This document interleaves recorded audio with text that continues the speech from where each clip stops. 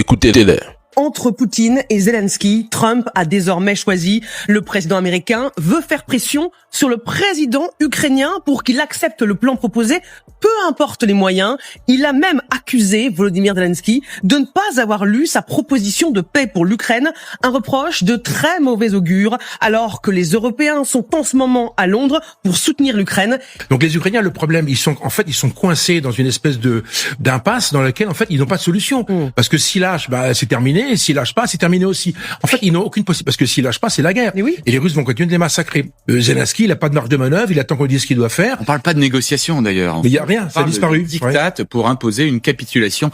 Est-ce que ce qui se passe prouve que les Européens ne font plus le poids face à Donald Trump, face à Vladimir Poutine et face aux deux ensemble? Parce qu'on verra plus tard, ils ont clairement dit qu'ils partageaient la même vision du monde.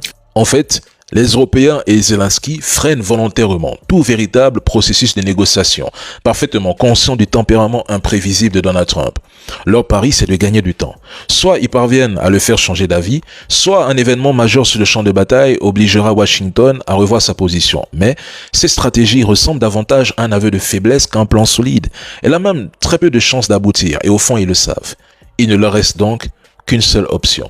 Continuer à traîner les pieds en espérant un miracle qui risque de ne jamais venir. Et tout le monde voit bien que les positions de Kiev ne sont à ce stade plus vraiment négociables. Les États-Unis se retrouvent donc contraints d'augmenter la pression.